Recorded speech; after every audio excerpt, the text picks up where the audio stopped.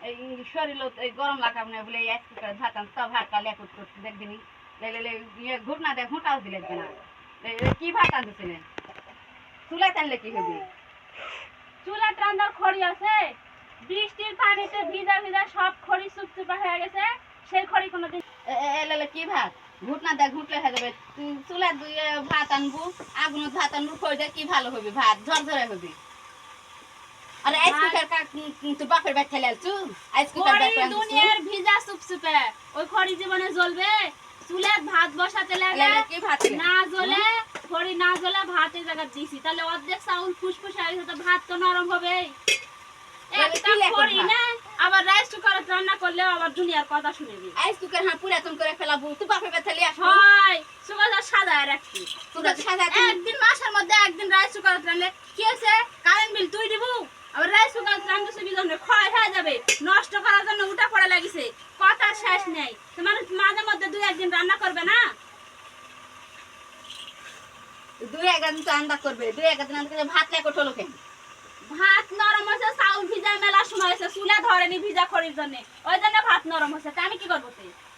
খড়ি গো নিচে নাই খড়ি আসপর থেকে হয় নিচে যাতা ভালো খড়ি আছে থেকে দিমু নিচে ভিজা খড়ির অভাব নেই ওদের থেকে ভিজা খড়ি নিয়ে আসে আবার চুলার মধ্যে দিবি জাল যাতা ধরবে নাকি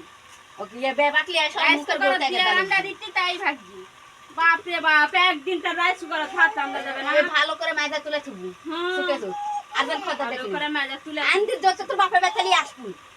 বাপের বাড়ি থেকে কি জন্য নিয়ে আসবো আপনি কটা বাপের বাড়ি থেকে আনছেন এটা আপনারও শ্বশুর বাড়ি আমারও শ্বশুর বাড়ি কথা কম বলবেন আপনারও যতখানি অধিকার আমারও ততখানি এলা মুসে হাত কয়টা জিনিস আনিছেন তার আরেকজন বলে কাম করি স্যার এলা টাকা দে আমি বে বাকি টাকা দিয়ে কিনিছে যা তা কিনা কিনিছে মুসা কিনছি টাকা দিয়ে কিনিছে বাপের বাড়ি থেকে আনতে হবে নিজে কটা বাপের বাড়ি থেকে আনেন আমি প্রতিদিন আমার প্রতিদিন আমি রাইস কুকারে ভাত রান্না একদিনও চুলা